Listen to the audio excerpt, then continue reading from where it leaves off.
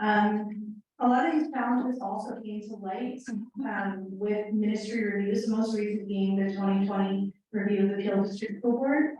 And we started talking about some of these patterns that have been recurring and some of the gaps about concerning why these, harmful practices continue to perpetuate themselves. And coming from three very different institutions, we, started informally looking at these converging and diverging themes from our own programs and our own departments, and there's significant overlap in terms of who is admitted into teacher education programs, what the criteria is for admission to teacher education programs, and where do these sort of, these narratives of what makes an ideal teacher, where do they come from? And how are they perpetuated through sort of settler colonial norms of what a good teacher is? So we started mapping together what our book might look like, focusing first on what teacher identity is. And we sort of were looking at the trajectory of missionary work going forward into civilizing missions, and how many of the educators in residential schools were in fact white women, and overwhelmingly white women make up the teaching demographic in Ontario and Canada.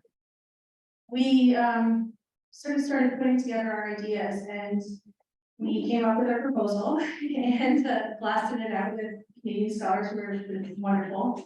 And we actually got a lot of interest, and we couldn't take everyone's submission. We thought about doing part two because there was so much interest and there was so much interesting content. And we wanted to make sure that we were also not just representing Ontario, but also looking at the whole Canadian context. And so we did see the same sort of themes that we had talked about happening across Canada, and also not just who's being admitted, but the pushback that a lot of racialized faculty encounter when they're teaching teacher candidates, especially when it comes to, quote unquote controversial topics.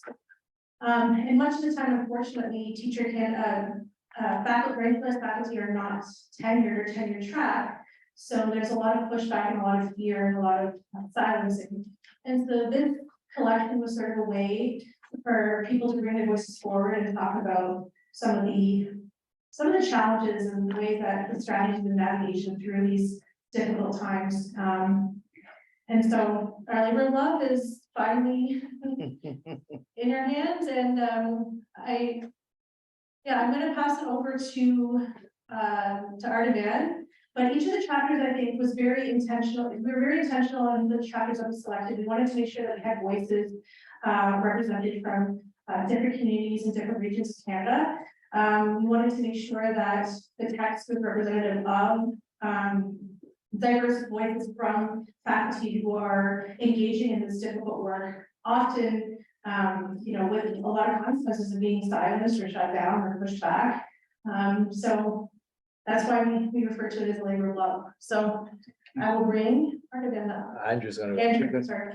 Next to Miss Medley's next. Thank you so much. No, I'm not just serving at any event. That's just being a regular day. Just want to inform everyone that there's books at the back to be purchased afterward. We have a lot of conversation. We're not going to spend the entire time sitting like this. We want to network, we want to talk, want to encourage each other. I really feel to talk with you just a minute ago. I want to multiply that with other person. That was such good us. Got two good us and got some real connections. That is important. When we get to connect with people, we're talking about anti-racist pedagogy. We're talking about the real, genuine, honest stuff, not the performative stuff. And that is what the real stuff is about. So there's going to be books to purchase, there's going to be food afterwards. I see there are free bags at the back as well. Oh yes, there's freeness. I love it. And absolutely beautiful. So at this talk, I want to share a few things. The first thing I want to share is, you were talking about the labor of love. And something I want to add to that before I get into my little conversation here is the power of collegiality. When you're trying to get into academia, I speak very, very plain like this. I want people to learn from what I share. Trying to get into academia, we see how easily it gets very competitive. very competitive. For this present job that I have, I remember when I was shortlisted with people that I respect and love. We have never had this conversation about the tension that I felt when we were shortlisted with people we respect and love. But Artivan was one of the persons, and we had a beautiful conversation about our friendship, what we have had, and our love for each other and our care, and the blessing that we gave each other, whoever got the job. But those conversations, they don't happen a lot in academia. You have to choose a side. And I want to talk about a little bit about the collegiality I find in working with Artivan and Zura. This is my third book with Artivan and my second with Zura. And we're going on to a third. And it's because we are comfortable and respectful and appreciative of each other. You know, we're not taught how to fan the flames of each other. We're taught how to compete. That's how academia is.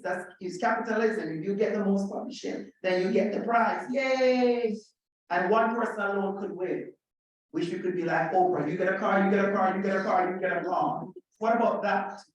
But the truth is, we have to find ways in which we all can be a part of a community. And for me, I'm very, very genuine and very, very honest about that. Today I had lunch with a staff member here, and we had a great lunch, and she said to me, "You seem really happy."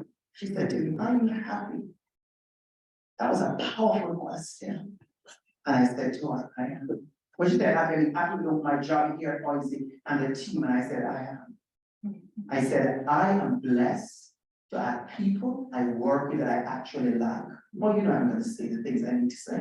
And that is power. That's what gives me joy. That's why I can get up every morning and get ready for work. And I'm very protective of that. So I want to encourage us as we talk about anti-racist pedagogy. It's more than the book. It's about the living. It's a conversation you and I just had about students who feel a sense of belonging in your classroom. That is what anti-racist pedagogy is about. That is what liberation pedagogy is about.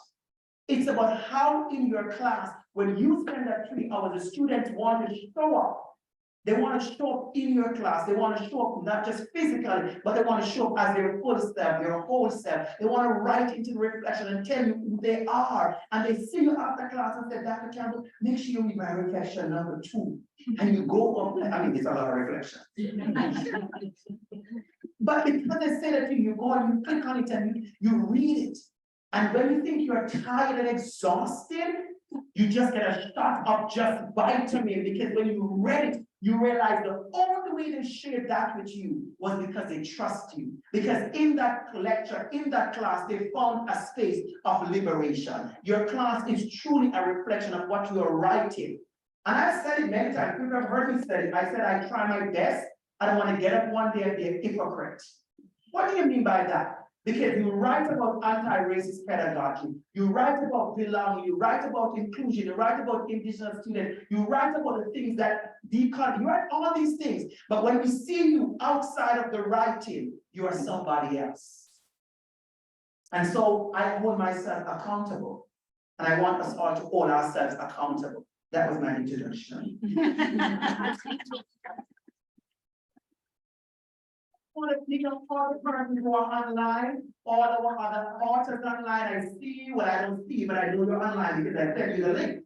So you're online. I want to also build up the group of students from University of Alberta. A professor there who said all our students, and I saw the message, I was like, this one is done. You bring your students, you bring your class to the place, and I want to build up the persons who are here.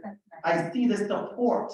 When we talk about that, I see the support, the people that love and care for me. They are in the building, they are here. When you walk in, I got the hug. That is important. These are the things we're not talking about. And yes, we want to talk about anti-racist pedagogy and pedagogy of hope and pedagogy of love. Well, you have to practice it, you have to live it. So let me tell you what I'm doing in another couple minutes. So I want to read a line from the foreword that has come from Professor Ann Lopez. Thank you, Professor Ann Lopez, who did our foreword. And she said in the foreword, the goal of this book is to focus on ways in which anti-racist and activist pedagogy can be enacted in teacher education. What does that look like? I always say to people, there are many ways to disrupt racism, many ways to disrupt homophobia, Islamophobia, many ways to disrupt hate. And sometimes we think the way I'm going to disrupt it is I'm going to be an anti-racist professor. What does that look like? Like if they ask me, Dr. Campbell, who is an anti-racist professor, I'm going to have to think about it because it's more than you're teaching. Because let's say for this semester, I'm teaching 3 courses. What, I'm going to be anti-racist 3 times for the week? What am I the other times of the week? Pretentious, hypocritical, checkboxing, and who are you? And so for me, one of the biggest things that I love about this work was the ways in which we talk to each other. We had some great conversation about ourselves. Who are you as an anti-racist professor? Who are you saying you're doing anti-racism work? Who are you? It's about the care that you bring to the space. And I want to encourage everyone that anti-racist work for me is about love and care and kindness and creating space and joy. Real joy.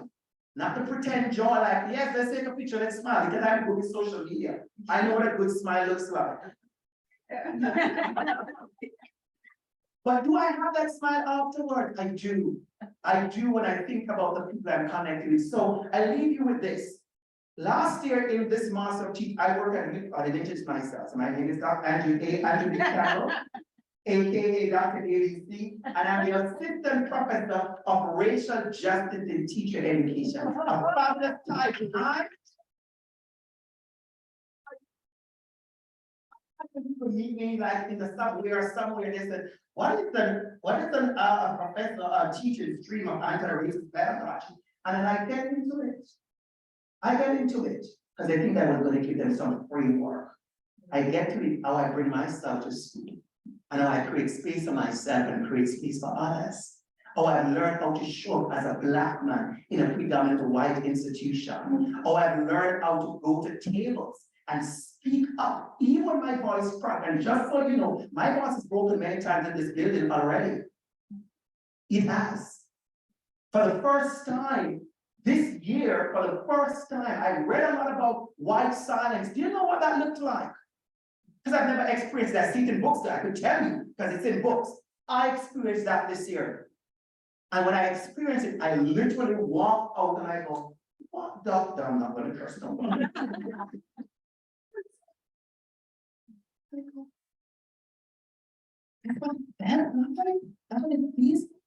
To share from the depths of your heart, what you're feeling, what you're going through, what's happening with the program you're working with, and not one person saying anything.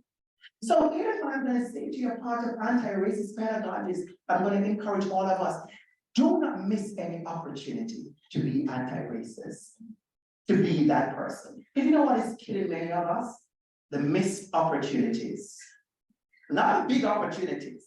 The missed opportunity. People see me all the time and they see me on stage with a mic and they want some of that. Oh no, I've met people. They want some of that. How do you get to be a keynote so often? Let me know some of that. They want some of that. It feels good. But what they don't want to know is about the missed opportunities. And I say to them, you see an opportunity, but how many missed opportunities you and I have had to truly speak up when we should? I've learned something. Anti-racist pedagogy takes brave and bold and moral courage. And you have to be honest. And you cannot sell out that honesty trying to navigate institutions. I know there's a workshop somewhere right now teaching all of you how to navigate institutions. And halfway through that workshop, you realize, a part of this navigation is really losing who I am. It's a decision you have to make. And so this year in the Master Teaching Program where I teach, I'm the teacher and learning coordinator as well. And so I run the teaching and learning series for the professor, for the instructors of our teaching faculty. Last year we looked at racial justice. This year we're looking at position, practices, and pedagogies when it comes to anything to do with anti-oppressive practices. What are those practices that talk about our pedagogy, our teaching, our practices, how we arrive to school, how we engage with our students, and our position, who are we? And so when you read the book, I want to encourage you to look at the chapters and notice, for instance, in chapter 4 on page 65, also on page 196, how people, these are two of my favorite, page 65, page 196, how people describe their positionality, the vantage point in which you get to see, and understand that your position is different from mine. Understand that you don't come in the body of a Black woman. And so when a Black woman says certain things about a Black woman from her experience, she's saying that when I say my experience from a Black gay immigrant man, you don't have my experience unless you're a Black gay immigrant. And you don't have my experience. And so how do we understand things from that vantage point? And I want us to think about that. And the last thing I say is intentionality. Page 1 of this book, page 1, our chapter. We talk about intentionality, and I leave you with these 3 things. Intentionality, when you do this work, think about self-examination. Think about yourself. Oh, am I doing this work right? I check myself. I don't know why we're not checking ourselves. I check myself.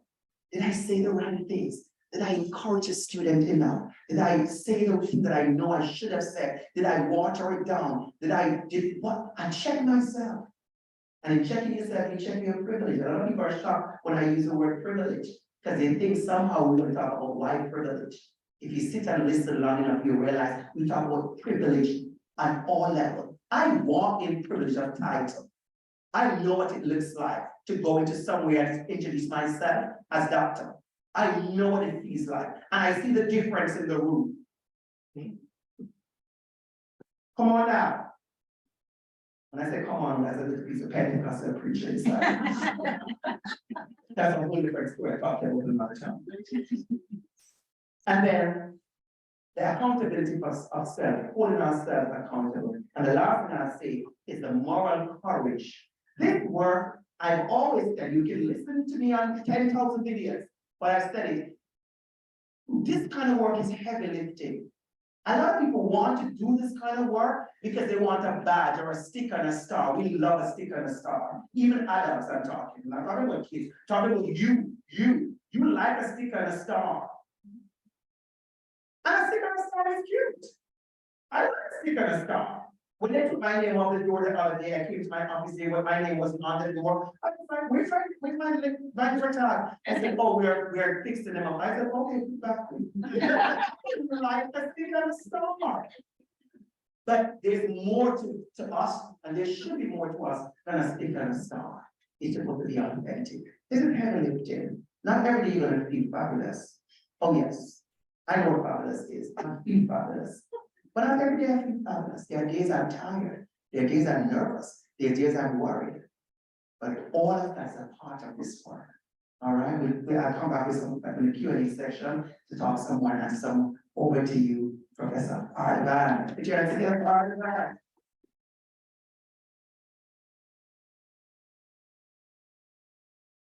I went last, and you can get out of time today. I love you. I also put on the button up today because I know how Andrew dresses. Stuff like that. No, I want to start. My name is Arvan Zadra. My pronouns are he and his. I want to start by really saying thank you to all of you on this beautiful day, taking time out of your busy schedule to be here. So, and the people joining us online. So, give yourself a round of applause.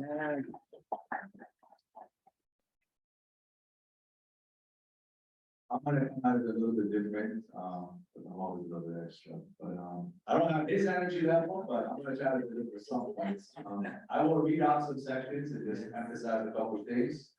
I got a love-hate relationship with higher ed and academia. That's the reality of my life.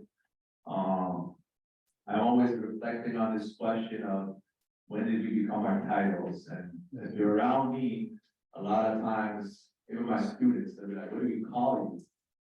Doctors that are, I mean, people always butcher my name, that's not good.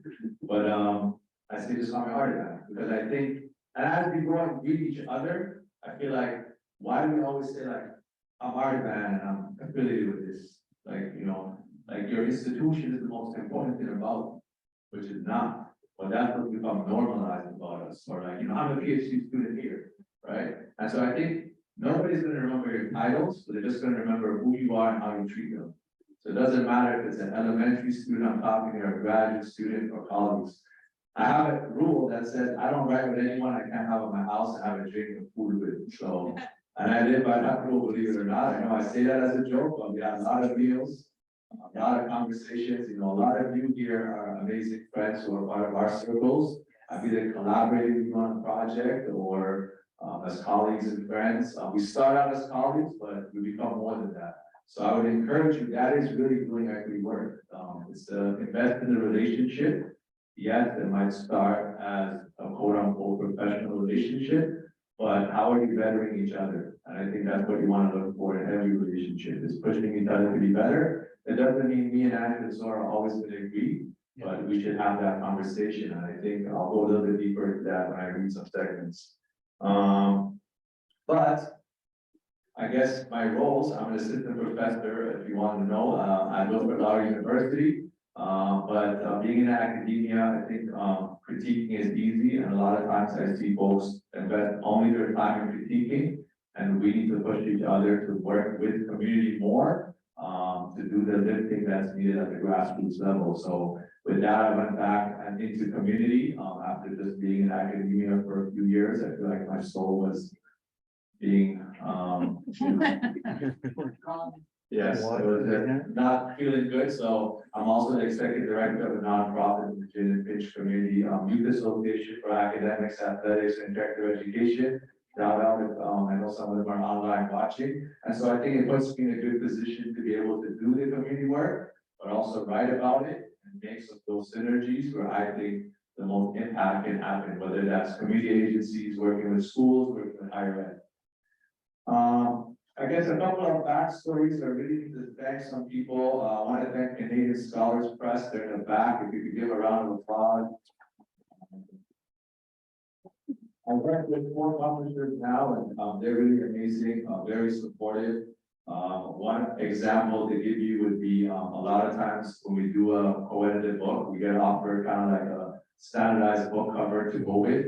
And we approached Canadian Scholars Press and said we wanted to work with an artist. I had met a student, Huda Salha, who did a PhD here when I was teaching at OAZ as a sessional instructor. And you know, he did some amazing work as a Palestinian artist. And I said, would you be interested in doing a book cover for us? And you know, she sent us some really great ones. We had some really good discussions. We actually had a line of red going through it, but it was decided it might be a little too gory, so we removed the red. But I mean, that's the reality of when we're talking about these issues. Like, it's not just stuff we're reading in the pages. Like, we're talking about genocide, we're talking about people being killed, we're talking about intergenerational trauma. So like, we gotta remember that. Like, we write about it, and a lot of us live it in our intersectional identity, but not everybody made it here. And I'm glad to be in my 30s and still living. So having said that, I'll start with some acknowledgements, which also talk about kind of what the book represents or how we conceptualize it. And then I'm just gonna read a couple sections and emphasize things, and then go to the Q&A. And then I'll come back to read a poem at the end, because every time I try to end a book I'm in with a poem, because I want to disrupt the normalized way publishing works, because there's a lot of mafias in publishing. All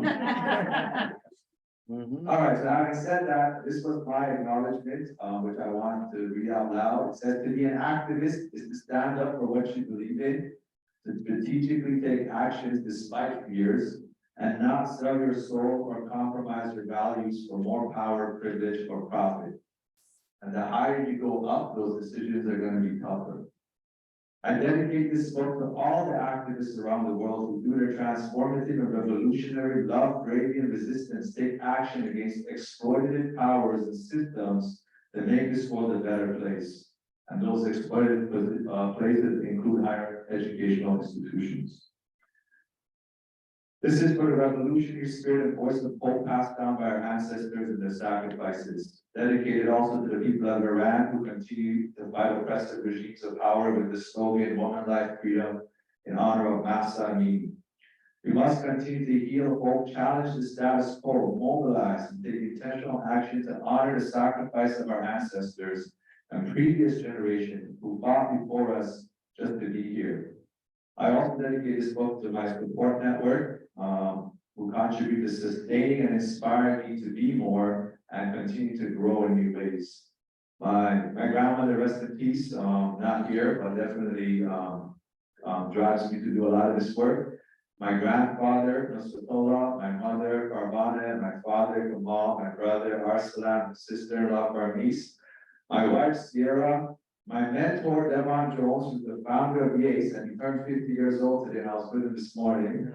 And the communities of Jane and Finch and Scarborough, where a lot of my growing up and community work has happened. And lastly, I dedicate the book to all the homies, all the hustlers, all the grinders who continue to do their best to survive and thrive and support their families, despite being in vulnerable circumstances and exposed to a lot of risk factors. Okay, now I'm going to read you a couple of sections, just really quickly. All right. And then I'll add some commentary in between. So I'm just reading from chapter 5, a small paragraph that says, this book is about recognizing that we can't allow difference and being different to be weaponized by colonial logic and white supremacy to further advance harm, violence, and oppression in our communities. The book is further about having difficult conversation about topics that may make people uncomfortable. We're striving for a brave space that allows multiple perspectives and lived experience to interact with each other with the objective of advancing equitable outcomes to the work of social justice. Most importantly, the objective is for you as the reader to commit to action, to become a lifelong activist and advocate where through your voice, decisions, and interactions, you challenge injustice when you see fit or where you can, particularly in teacher education, where students are impacted by a range of social issues based on who they are, where they live, and their circumstances. And I think, you know, when you do a book, it's like, you gotta be 1 year ahead, right? So think about, we covered this title a year ago, and I think reflecting, I would say we're at a much more divisive stage politically right now, literally politically and within our institutions, right? I'm thinking about, you know, our indigenous learners, you know, people belonging to the two-spirit LGBTQ+. So folks feel unsafe, including in our schools. And so what can we do to support them to amplify their concerns? And it's a bit of irony to it, because when I use the term, and that's what the first chapter talks about, the weaponization of social justice is how institutions and people selectively use when social justice is okay, right? So, you know, or people might say, you know, social justice is brainwashing folks, you know, we don't want that in the States. We can think of, you know, banning of critical race theory or, you know, the admission requirements, Supreme Court decision, right? Which kind of was a step back with affirmative action.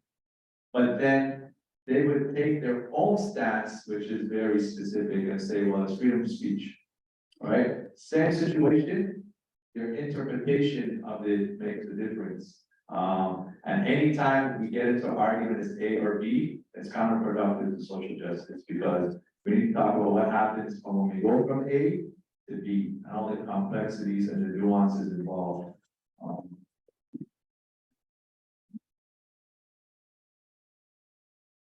Did I talk as long as you did?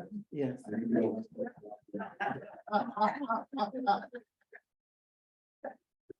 No, I don't want to mention. Because you're pregnant. I'm taking a joke. Okay, let's leave off with maybe this section here. We have to become conscious of how various processes in place do not allow for authentic voices of identities and communities impacted by an issue to be heard and listened to. As an example, if you work in a position where the title is like Indigenous Learners or Black Student Support, I think you should belong to that identity group supporting them, okay? Or else it's a bit of an irony, kind of like Andrew's point, you're kind of speaking on behalf of others. If none exist, email me, I will connect you with people with lived experiences in it. or email Andrew or Zora or others who can help facilitate that. I'll post Sarah on it because I do like her work a lot. Who says in the book, one of her latest book, Complaint, to be heard as complaining is not to be heard.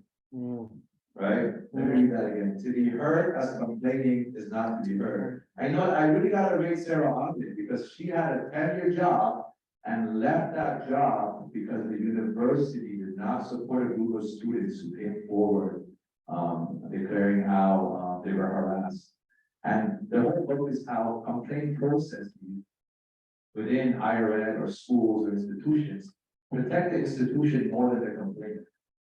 And so that book really challenged me to think about how do we do equity work and how equity work sometimes ends up being repackaged as protecting the institution rather than challenging the status quo of how things can be different to actually meet the needs of the communities the institution is supposed to serve. We learn how only some ideas are heard if they need to come from the right people. Right if be white. This is also about the going there on it. All right.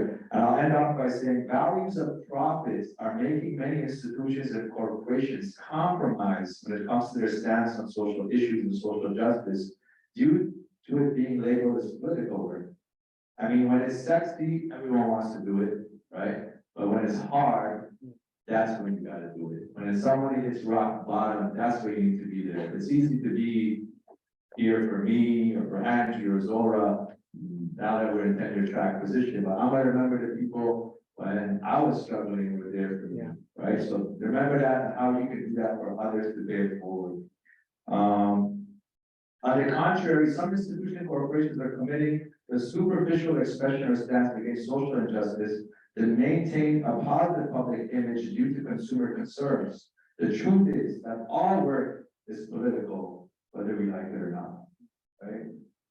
One more time, the truth is all work is political, whether we like it or not. Yet the political rhetoric of being neutral and not ruffling the feathers has worked effectively to create a system where silence is promoted and reinforced instead of uncomfortable conversations. And I would say, you know, the way we do it now is we're not gonna say like, we're gonna come and colonize you. We say you should be professional. Right? So when somebody asks you that next time, I want you to ask them, what do you mean you told me be professional? Is it like the way I talk? Is it the way I dress? Right? And tell them how that relates to my duties and responsibilities as a teacher. And I think a lot of times we fear going against the norm, and it's rightfully so, but while doing anti-racist activist work, find community. Because when you have community, you strategize. And this, you don't talk enough about the strategizing piece in this work. Right, because there is no myth of one solution, right? You gotta go to the protest, go to the protest. Yeah. I'm not a big protest guy, mine is the writing piece. I see my writing as my activism and investing in community through programs, but it's not to say one is better than the other.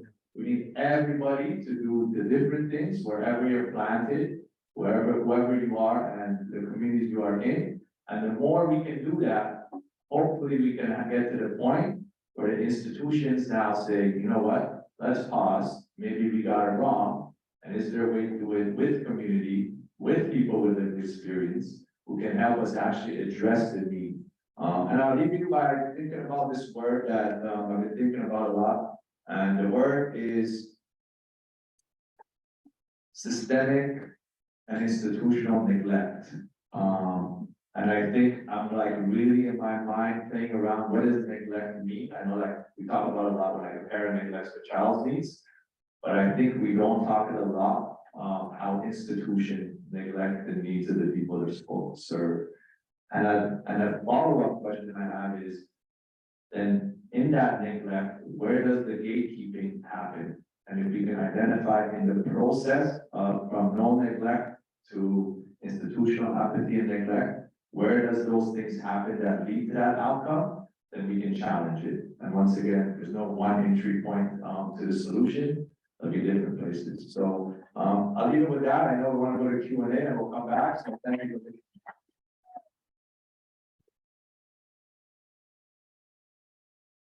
All right, we're gonna go to Q&A. Sam? I did take longer than Andrew for the record. Thank you for that. If anyone has questions, we have a person like here. Before we answer the question, it's important we do these things, we have to acknowledge in other spaces, we understand what it is. Many people always ask about, oh, is this new dean, for those who don't know, or is the new dean sitting right among us, and so we want to say, pleasant good afternoon to you, you are, and you wait to us, yeah. We're taking you, always looking for a big up and respect my team, go ahead. Thank you very much, Dr. Kimball. I'm so pleased to be here on Friday. Wait, congratulations on the book, and I hope to chat with some of you. Around goes on. I don't want to interrupt anymore.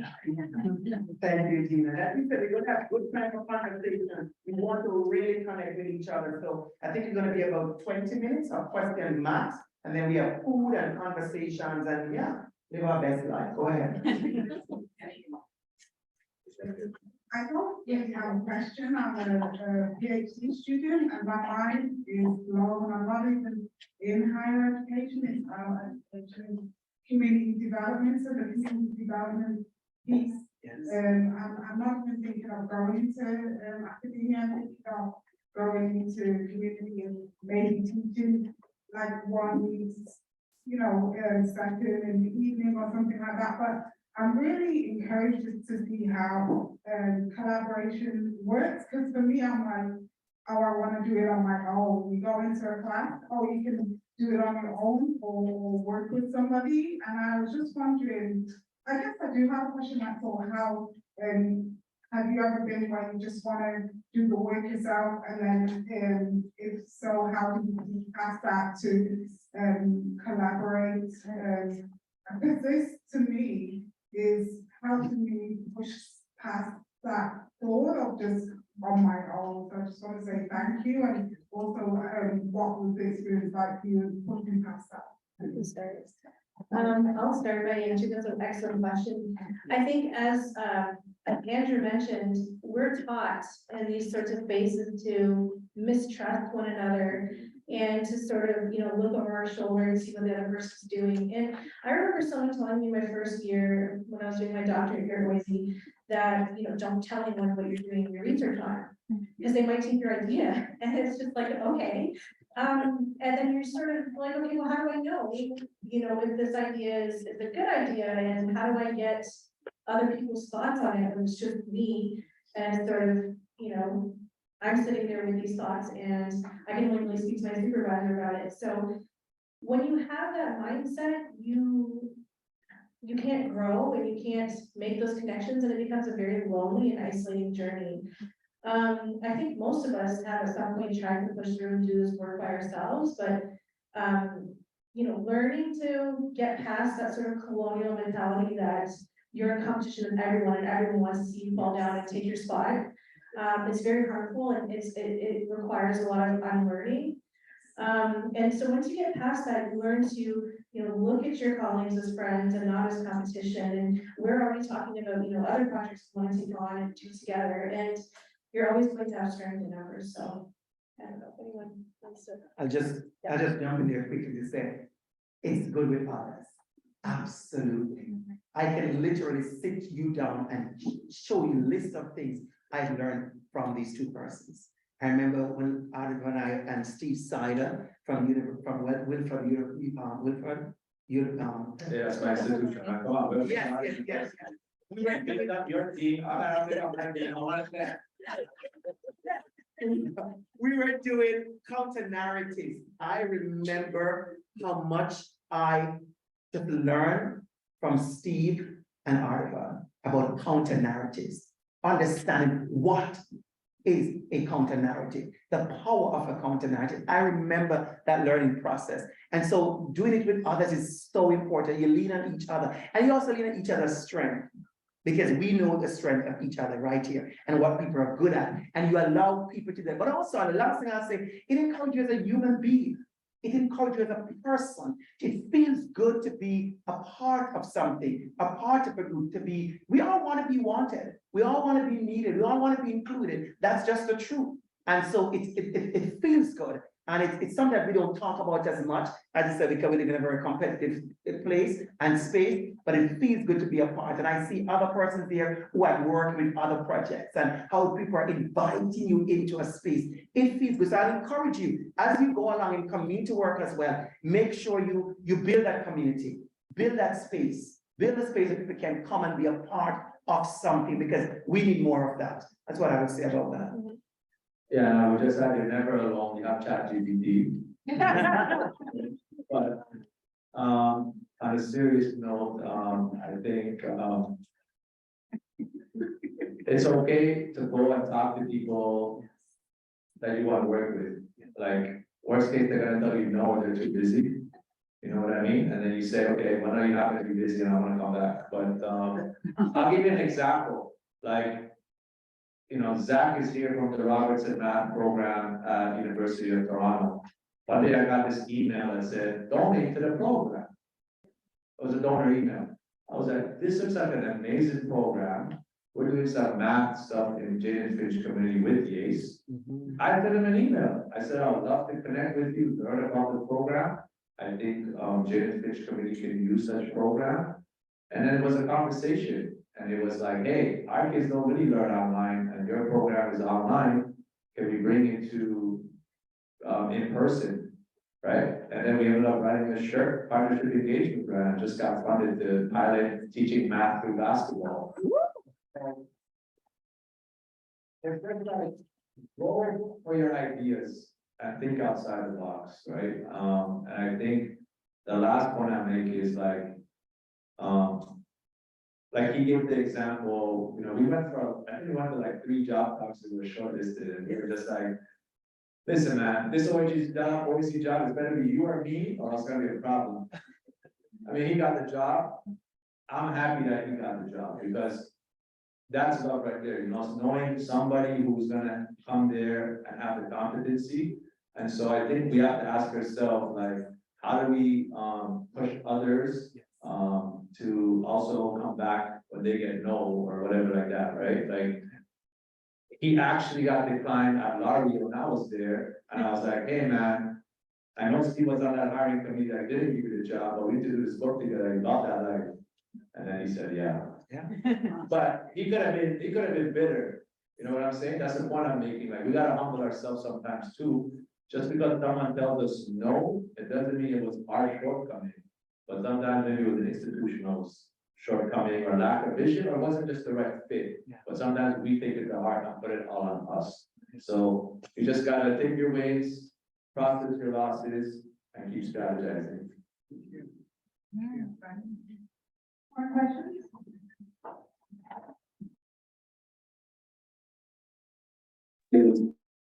I won't stop. I just really appreciate your energy and how you're able to work together, and as a high school teacher, both as a colleague and as a classroom teacher, I look at you creating an energy where you're anti-racist and how you can work together.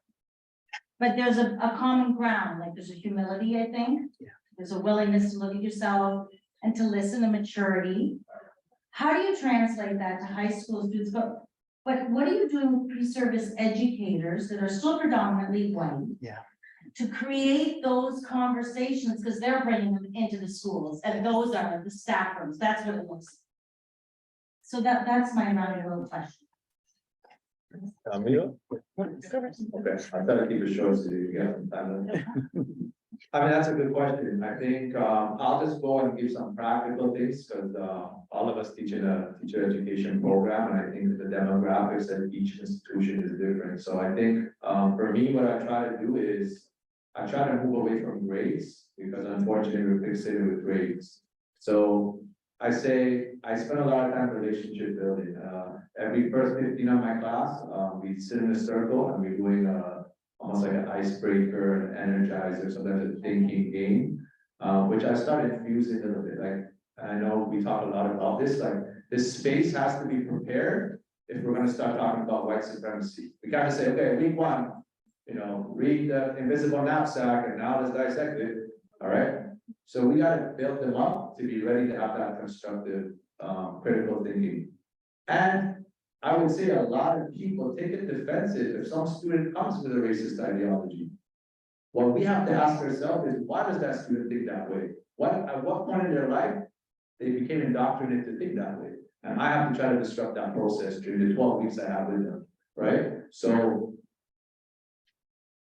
shaming or calling them out, I think, is important if harm is being done. But we also have to grab them and have them at the table, because if the conversation once again becomes, I'm right and you're wrong, that person can't become an ally and will never understand. And it's a tricky dance. It's gonna be ugly sometimes. Sometimes maybe there's a bit of shouting, but that's okay. Real learning is messy. And I think I try to bring community. Yeah. I try to bring community into the classroom, right? People with lived experiences. So, and I try to tell them, you all have, as students, even as high school students, you all have knowledge, your emotions are there, your lived experiences. So learning to tell your story and how you tell it and where you tell it is just as important as what I want you to remember after these 12 weeks together. Yeah, I think relationship building is already been mentioned, but I have to say, to be honest with you, it does get exhausting sometimes, especially when you're sort of, you become a broken record about the same thing, and you're sort of, you know, you're trying to make, well, you're trying to teach how you're teaching and being disruptive to the status quo, and you get pushed back, and of course, it does take a toll and it is exhausting. And I think that's why it's really important to have colleagues and friends like Artem and Andrew, so that you can lean on each other and get strategies, and again, not be alone in these situations, and lean on different resources and get different perspectives, because there are times that you're human and you're just frustrated because you're having the same conversations and nothing's getting through, and you're getting pushed back, and people in your class don't feel safe to speak about their lived experiences, and that's always a problem. I would say, something you said, Argan, is very important about preparing the ground. You know, for me, I say to my students here, or the teacher candidates, I said, you're going to be a teacher for all students. And my job is to prepare you to teach all students. And I said, the chances of my nephews and nieces and children, if I have any, having a white teacher in Toronto, is going to be great. I want to prepare you to teach all children, all students. And so for me, I always say to them, you know, we're talking about AI and magic stuff, that's fine. But I said that for me, I'm still old strong. The single most important ingredient in the teaching and learning process is a teacher. It's how you allow. I always say, when students come to school, they come to school to you. They come to school to you, the teachers. I said, how do you prepare yourself? So for instance, last week, we had the conversations out in 2S LGBT conversations, shouting and all the kind of stuff that happened, Queen's Park and everything. And we came back to OIC, and my course, which is the anti-discrimination course, we hosted a joint lecture on 2S LGBTQIA+ issues in education. And I said to them, these are tensions you have to deal with. We are here having a lecture about 2S LGBTQIA+. School boards are out there at Queen's Park having the same discussion. So the idea that to feel like we're going to have classes where everything is going to be great and the answers are going to be great, no. I said, you're going to leave my class sometime with more questions than answers. It's how it's supposed to be. So we talk about the tensions. So my advice to you is, when you're teaching high school students about this conversation, say to them, these are brave conversations. These are courageous conversations. They are going to be some uncomfortable conversations. The idea I see everybody's using, and I think it's great. I know social work people like it, where you come to these great conversations and you say to people, if you feel uncomfortable, you should step out, all that kind of stuff. I get it. But I say to people, when students ask me, oh, Dr. Campbell, should have given me a trigger warning? I am very strong. I said, there are no trigger warnings in life, in many instances. I said, the many times I was called a batty boy or a faggot, I did not get a trigger warning. So me coming to Isaac give you a trigger warning for every lecture is pretentious. And students who are upset with me for that. And they go to my boss, who's over there, Leslie, who's amazing, Professor Leslie Rosa. They go to the dean, which is busy, but they go to her still. And I say the truth is, when you finish complaining, I'm going to be right here because the truth is there are, and I could give you 50 stories where there were no trigger warnings. So the idea that I'm going to have to give you a trigger warning every time is pretentious. It's pretentious. So I want to model what happens in the real school. And I think what we come with is that we come with real teaching experience. While teaching at OISE in leadership, I'm teaching kindergarten and grade 1. Oh yeah. So I know what's happening in school. I'm not unaware of what's happening in schools. And so I bring that knowledge. So I would say, make sure you, as you said, prepare them for the conversation. And it takes time.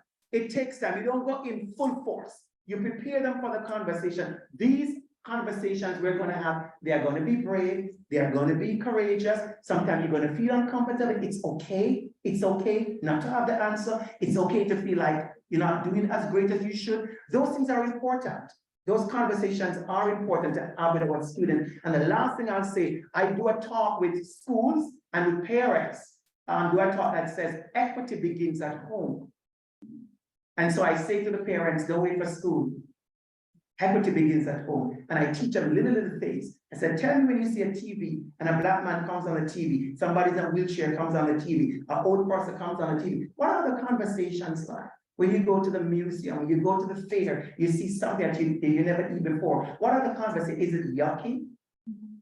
Is that the best word you can find? Yucky? That you have never tasted it before? It's new? Is it weird? Are those the vocabulary using in grade 1? Weird and yucky. How do we disrupt weird and yucky? How does it become different? It's not weird or yucky, it's different. So those are the kind of conversations we have to have with our students. Yeah. Thank you. Thank you. Thank you so much for those comments. My name is Mary, and I the teacher at Thomasroom. This would have been my 17th year in different capacities. Serving my latest role was with special education as a consultant, and now with the ministry, multiculturalism and Citizenship. working in the DR department. But just hearing you talk, and a lot of the times the work is being done, but I feel that, like, as I was visiting classrooms and supporting teachers, it's how do you teach people to love children that especially different from now. And just, like pedagogies are there's so many different things happening, but at the core of it, there's no love. Let me jump first quickly. They give me permission. When I do workshops, many persons have been to my workshops. I will do something on purpose. So what I will do, I will have a slide and I will go, let's get into the equity stuff, and I put up the word that everybody wants to hear because you want to have your resume. So when you go for your promotion, you can use the word. So I put the decolonization, I put the equity, I put the inclusion, I put belonging, I put whatever framework. I quote everything because they want that, because you want your resume to look good so you can sell yourself, which is fine. And then after finishing that slide, I go in, I can show them I have a good PhD from University of Toronto. They know that it's good, okay, and worth the money. And then I go to the next slide and I say, well, let's get to the deeper self. And my first word is empathy. My second word is care. My second word is love. My next word is kindness. And I said, these are the things that if you don't have these, the other slide, it makes no sense. I tell you a quick story. I was teaching a school at the LTO, a school at the intersection of Eglinton and Keele. And I went into that school, and predominantly Black and racialized kids, staff at that time, 7 years ago, the staff at that time was predominantly white. I was teaching grade 1. A little girl passed by my class, first day of school. And she had these beautiful, beautiful long braids, little black girl. And I said to her, well, excuse me, who did your hair? And she looked at me, she said, my auntie or auntie. And I said, well, tell your auntie, Miss McCann, that you are fabulous. She looked at me and she ran off, dying with laughter. Next day, recess, she passed my class, 2 other girls. So I see three little black girls and I go, well, excuse me, little princess. I said, "Ooh," and she quicker said, Uji, you're here. You're here. She said, my mother. The other one said, my mother, which is her, and so there, two of them are. And they ran up, and I said, well, you are fabulous. They ran off. Next day, they came back, the next day. Until I went outside and I said, what are you doing outside? Not realizing, now I'm going out to discipline them. Because they're outside doing the wrong, doing class time. Not realizing they're coming back for more. They're coming back to hear they're beautiful. They're coming back to hear they're fabulous. They're coming back to hear love and kindness, which they do not hear. You know what I did at that school? Before I know what anti-racist pedagogy and all this fabulous stuff was, I went to the staff room. Now remember, don't forget I'm an LTO. I'm looking for a job next time. I need to be nice. I need to say the right word. I tell people what, I'm not new to this. I've always been this person. I went to the staff room and I raise my hand and wait for the part that said any other business, because that's when you get to talk. Okay. When you go tell me you want to say something, wait to the any other business, raise your hand. And I raised my hand at any other business and I said, I want to say something. I've been to the school for 2 weeks or 2 weeks. And I said, I realize the staff is 90% white, the students are 95% black and racialized. I want us to practice and learn how to compliment black kids and racialized kids. The staff was quiet. I said, I want us to practice what beautiful looks like when it's not in a ponytail.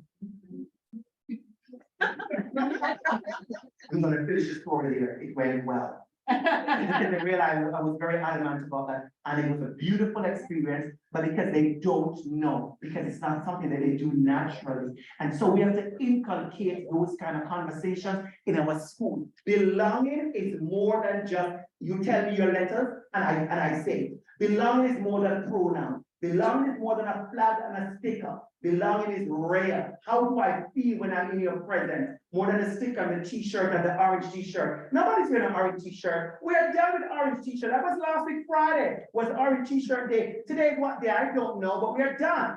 How many of us are genuinely thinking about what about the children? It has to be authentic. It has to be authentic and it has to translate in our work. So the love, the compassion, the friendship, the kindness, the us, seeing Leslie as somebody I work with, and I like to see her and I want to see her, and I said good morning, I check on her. That's the real deal there.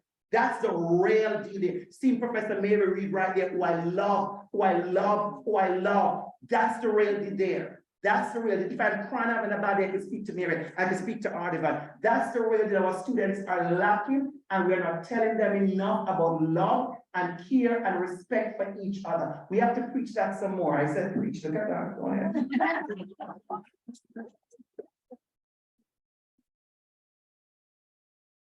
Never go in my hair is fabulous. It's fine. I mean, for me, I think teacher education can learn a lot from social work. I don't think they talk enough. Yeah. Like I use the framework of risk factors and protective factors in all my classes. And I use this reading, which I think changed the way I teach. And it's like a little 3-pager reading when I used to teach in a child and youth care program. And it's this concept of first hour needs. And the reading says, if you spend the first hour of the day recognizing what are the unmet needs of your students, you won't spend the next 23 hours being reactive. And so the needs then goes into like some need touch, some need routine, some need acknowledgement, right? Yeah. And then the question I asked to the teacher again is, how do you know your students' needs? And really, you have to build a relationship with them.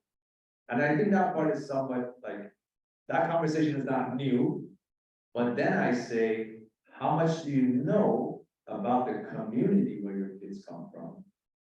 And then the answer is most people don't, right? So when they go to practicum, I say, you gotta know what the systemic barriers impacting your school and where they're located. What's the poverty rate? What's the unemployment rate? How many single parent households? Because your students walk into your classroom with their lives, right? And if you don't understand how that impacts learning, then you're always being reactive, right?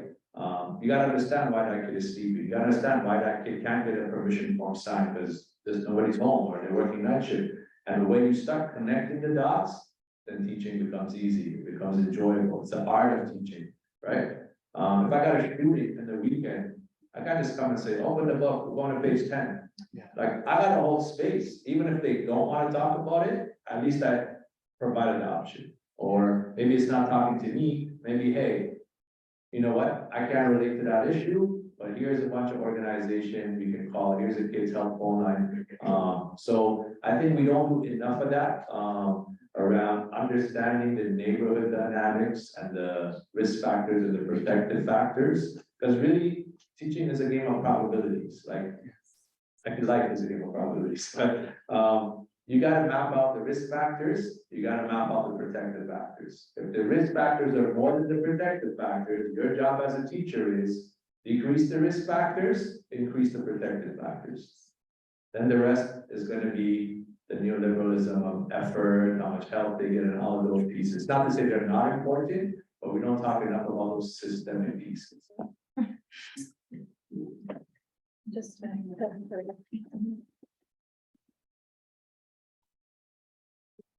Just to end off, yeah, going back to when you brought up about social workers and social work, I think that's a really important point, because what I get a lot of in my classroom is, teach me how I can use this in my classroom, right? How can I, laminate this and make this look good, rather than, how am I going to deal with a child coming to me and confiding something to me, or, dealing with a child who is, going through hardship or turmoil, or a child that just came as a refugee, how do I deal? It's like they don't want that messiness. It's sort of just teach me how to package it and make it look pretty. And they don't think about how intentional you have to be when you become a teacher, and the different relationships and complexities that you have to navigate. It's sort of like, well, I'm going to become a teacher because I get to stand at the front and have some sort of authority and make things look nice. And they're not thinking about the social piece and the other factors, like we discussed, community, that they need to be informed about, and they need to be able to build those relationships with the community so that there's trust.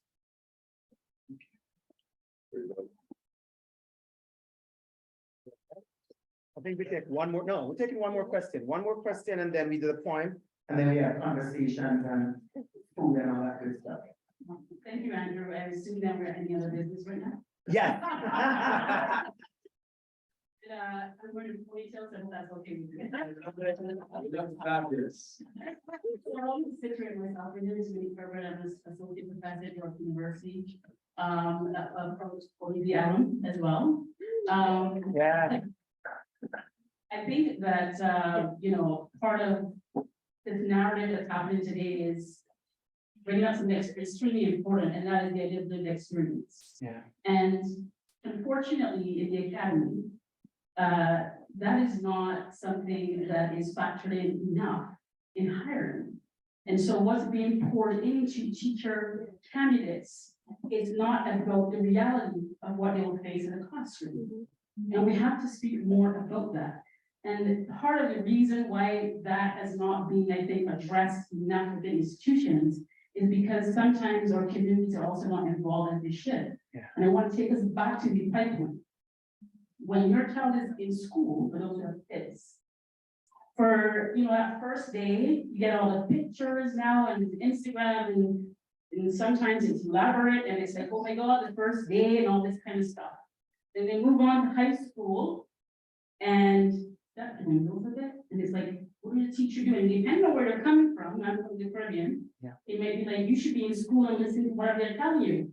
But you don't know yourself what they're being told and what is resonating with their own child. And then they come to university and all of a sudden it's a whole step back.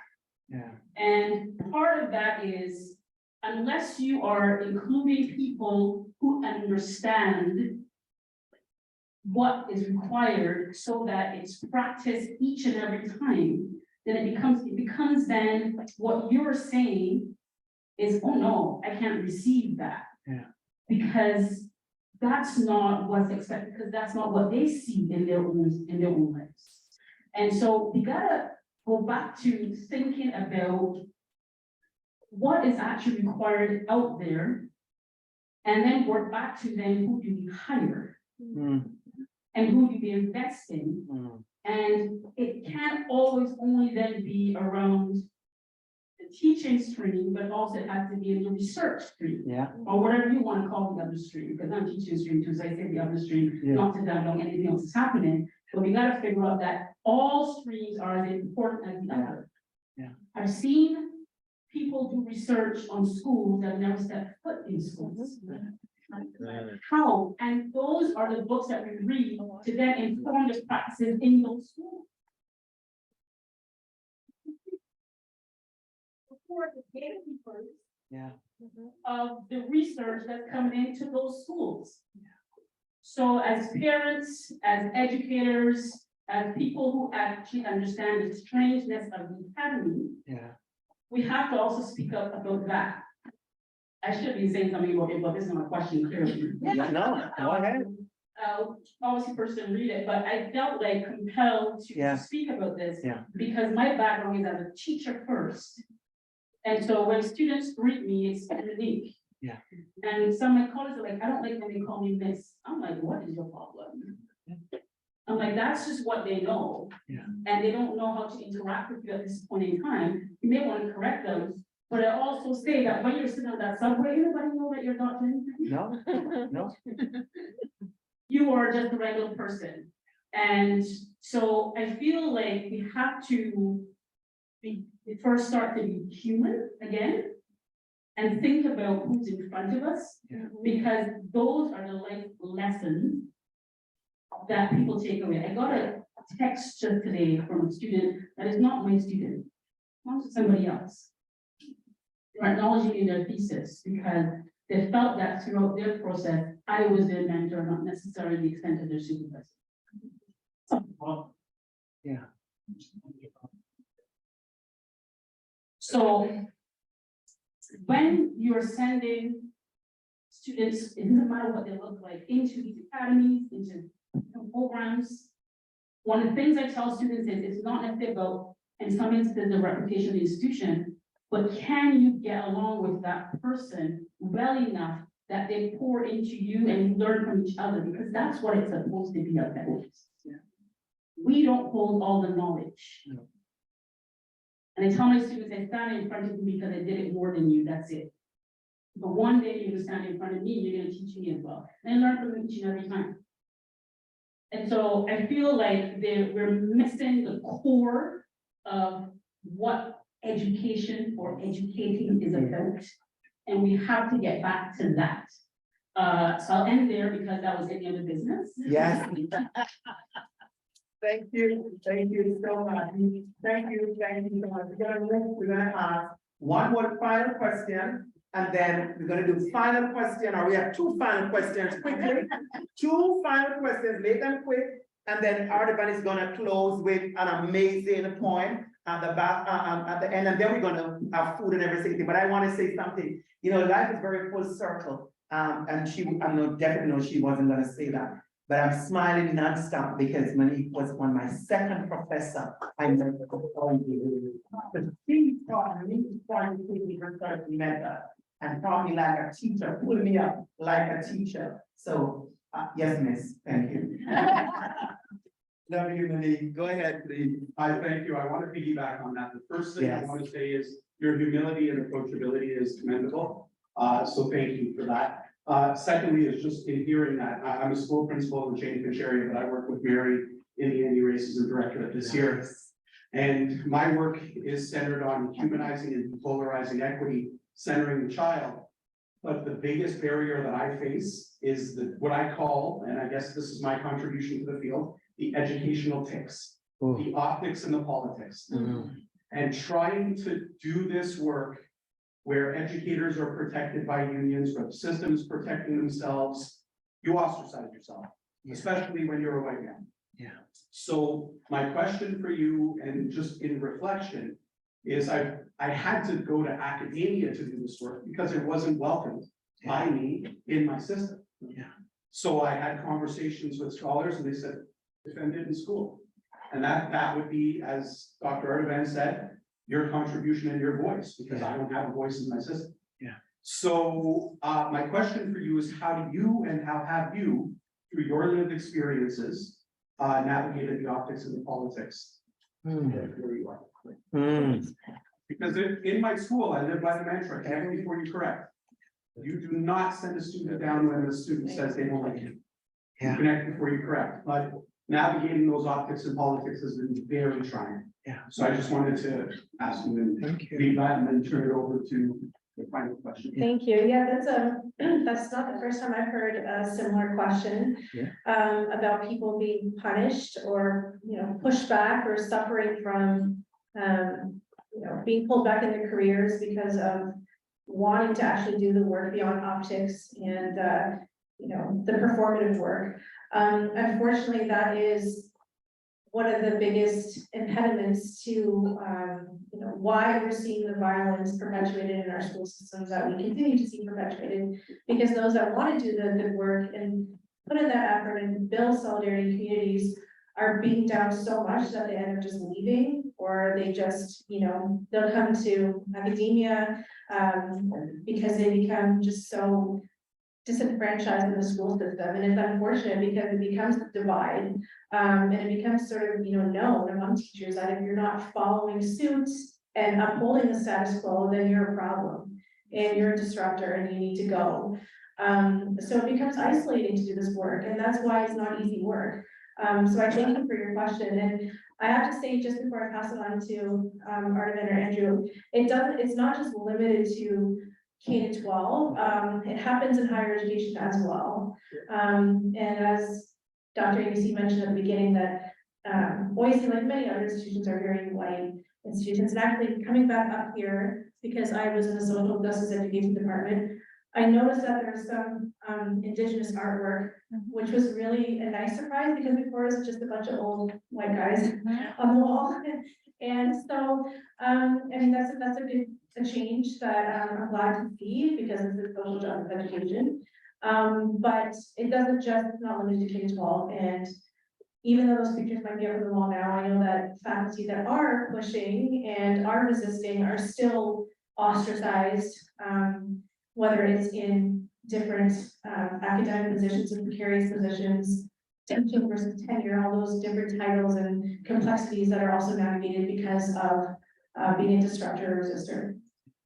Let's take the last question and then we move on to the panel, because we want people to eat before you leave. If you want the conversation, go ahead.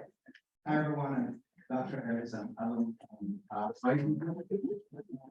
Yes, I just want to thank you for the book. I'm looking forward to reading it. I just wanted to extend the feedback for, because I teach currently in the high school system, and having conversations with Black principals and VPs who I know around the city.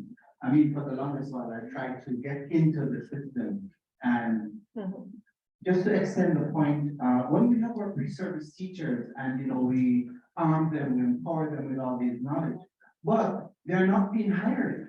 We have a system in, at least in Ontario here, where it's very discouraging for Black bodies to be standing in those stations. Why? Because there's something wrong with inherently wrong with the hiring policy. And until those matters are addressed, right? We here in academia and in society, in civil society, we're doing what we can in order to empower different teachers, regardless of whatever background they are, however, or identity. However, if they are not being hired, then that work is limited. So I'm just wondering if there's any thoughts. I know it's very difficult to navigate the hiring policy based on the little knowledge that I'm hearing. Thank you so much. First of all, this is about everything. I remember 2010 where I worked in our BS program, so always good to see you. You know what, for me, my strategy has been a very simple one. Actually, I think I'm also asking the last question, I'm going to do for one year. Yeah. I always ask the question of why. Like, if you come, like, if you come to me and tell me like, this is a policy, right? And I'm trying to make a point, like, the strategical piece is we need to do more strategizing in community. So I'd be like, okay, here's a policy. Why can't we change it? You know, who is being excluded, right? And so if I can understand the person in a position of power, that the way that this works doesn't benefit, and it starts with a soft conversation, right? It's like, it's a conversation at first. Then it's like, okay, now maybe it's an email, and I CC a couple of people higher than you to be aware of this conversation. Maybe it's not a phone call because I didn't want a paper trail, and now it's an email interaction. So if shit hits the fan, you know, I'm gonna be all right to have some proof, right? So like, we gotta think more around the strategy piece. And then maybe it's like, oh, well, I'm gonna write an op-ed. And they'll be like, man, we'll listen to you if you just shut up, right? And I've been in those situations, right? So it all depends, and I wanna make this point, you can't expect everybody to battle the same way, right? Like, some people are not versatile, like, they only got one strategy, they're gonna be in your face all the time, that's it. And cool, I'm not judging if that's you, but if you wanna change the system, we gotta be versatile, and we gotta use the rules of the system to beat them. So now the conversation goes like, hey, I'm gonna quote the anti-racism director policy, or I'm gonna say the ministry, I'm gonna quote the Ministry of Education policy, and I'm gonna make a point. So I think it starts kind of with relationship building, but if it's really like blatant racism, blatant discrimination, blatant hate, you gotta up your game of how you challenge that, and every situation is gonna require a different strategy. But the point is, going back to the question of why, if it's not serving the needs of the people or the specific groups it's supposed to serve, that's the perfect entry point to say, why shouldn't we change this if it's gonna change people? And the way you gotta package that is, that will actually benefit the institution. Because if you look at the school boards who are more diverse, the companies who are diverse, they're doing better. They're doing more profit. You wanna make a taxpayer dollars, did you know one homicide in Canada costs $4.8 to $5.9 million in direct and indirect costs? So creating every community safer, whether you live in it or not, actually benefits all of Canada, you might lower your taxes. So we gotta become versatile in arguing in a language that makes sense to those higher up. And sometimes you get a little bit more in your face, but I'm saying you can't just go to that as plan A, in my opinion. Thank you so much. Thank you. All right, we're gonna wrap up at this time. Thank you so much for everyone who's online. We're gonna close this part of the session with Artivan, reading from chapter 15, excerpt from chapter 15. Their community of anti-racist and activist educators. Once he's finished reading, we'll end up having some food, some fellowship, talk, purchase books and all that good stuff. So over to you, Artivan. And I just want to say, please feel free to reach out to any one of us, connect with us. I mean, you can just get our institutional emails if you Google us. Like, we try to give back, and I think we should all give back. Never forget our like humble beginnings. All right, here's our phone goals. I would say just reflect on your own life as you maybe hear these words, because with both of you, the goal is to take you where you want to go, right? There's no one way of consuming it. We all have the potential to be great educators. You may not see yourself as an anti-racist or activist educator, but we can all be one and continue to learn, unlearn, grow, and make mistakes along the way to challenge injustice and inequities. Power, privilege, and prioritization of profit by institutions make life easy for some at the expense of oppression to others. Profit compromising equity and social justice, yet proclaiming equity, diversity, and inclusion in a superficial and performative way. It has to be more than a checklist.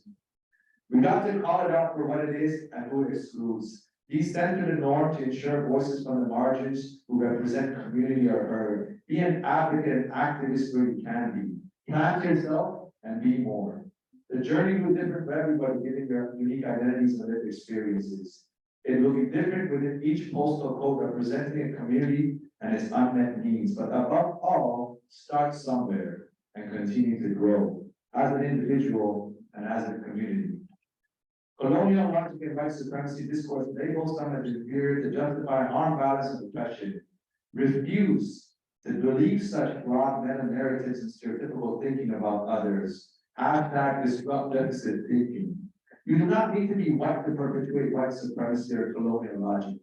We can all be complicit or choose to resist and disrupt that intentionality. By speaking up, by standing up, or doing the work as individuals or as a community, there's no one right way of doing it. We need all the efforts and the multiple strategies. We need to amplify the impact of the work by doing it in different ways and in different spaces simultaneously. There's no such thing as a safe space, so let's call it break spaces. We need multiple perspectives, we need uncomfortable conversations, and we need to commit to doing the work socially, culturally, emotionally, and spiritually. Self-care and self-love to heal, to hope, and commit to action. Hashtag dismantle the hierarchies. Open doors versus gatekeeping and keep the doors open. Avoid saviorism mentality. Hashtag white fragility. Ask questions and listen. Do not make assumptions about others' needs. Disrupt and dismantle the weaponization of difference. It's okay if you do not know anything about a specific culture, religion, or community. You do not need to be an expert to hold space for critical conversations and to commit to action to unlearn and challenge injustice. Do not let institutions under the typical representation of colonial tools sell you biased narratives. Who is telling the story? For what purposes? What perspectives are excluded? Who is profiting? At what and at whose expense? Ask questions and listen. How can I help? What can I contribute? Rape, violence, cultural and spiritual genocide are tools for exploitation rooted in colonial logic. Stereotypes that fuel systemic discrimination normalize inaccessibility to opportunities. Sanitization of our pain and suffering for entertainment purposes. Equity seeking, no, equity deserving. Allyship, solidarity, accomplices, co-conspirators, we need all of them because the system is made up of people. We must commit to action and be an advocate and an activist. Spark conversation. To be an educator is to be a facilitator of change. Take some time to digest, heal, and hope. Mobilize and strategize. Do it again and again and again. Return to more conversations, more advocacy, more awareness, more activism. Learn from failures. Learn from failures of others. Work to break down systemic barriers to equity deserving identities and communities. It's not a part-time job, it's a lifetime commitment. Some live in systemic oppression on a daily basis, some can't escape it. Remember, your reality and lived experiences may drastically differ compared to what others experience. Go beyond pathologizing causes of oppression to individual behaviors and shift the conversation to the root causes associated with inaccessibility to opportunities and systemic barriers. The curriculum of life. Here's some academic words for you. Culturally relevant and responsive pedagogy. Culturally sustaining pedagogies. Pedagogies in the flesh. Pedagogies of rage and anger. Counter narratives of pain and suffering. Listen to your students. Learn from them. Who are they? What do they do outside of school hours? What are their unmet needs? Create opportunities to make mistakes and grow together as a community. Indulge in teachable moments that arise spontaneous, the good, the bad, and the ugly. Don't just talk about the importance of challenging injustice and systemic equities, model it, and along the way, share your own struggles and vulnerabilities as a form of strength. Don't be fixated with perfection, but rather how far we've come in dismantling hierarchies of power and hold on to privilege at all costs at the expense of death and suffering to others. Literally and figuratively. Commit to action. Do something about social injustice that impact your learners. Stand with them, guide them to take action. They are more than a grade. Disrupt deficit thinking. They do care about their education. Vulnerable circumstances lead to negative behaviors and shitty choices. Seek to understand instead of judging. Silence and neutrality are a stance. It is not a non-stance. And I'll leave it at that.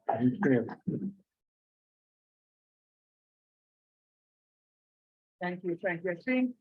Sim, you want to say a quick thank you, and then we move into food conversation. Go ahead, Sim. Thank you, DR.ABC. On behalf of Boise and the entire University of Toronto community, we don't have the words to thank you.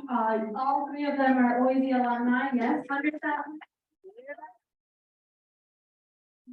Thank you for your many contributions and being leaders and role models for us. And the conversation and connections today, we hope will resonate in our school systems, in our school boards, in our community. So thank you once again, and thank you everyone for your thoughtful words. Please enjoy, the food and festivities, but please also purchase the water. Thank you so much. Good one. Great job. Thank you. Let's take some pictures.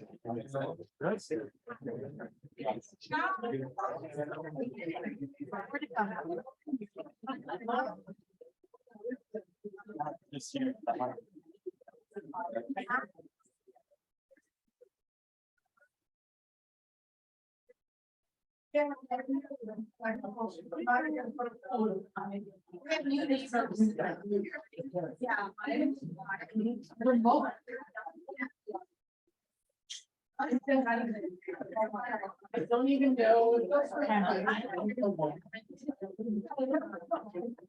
Fire.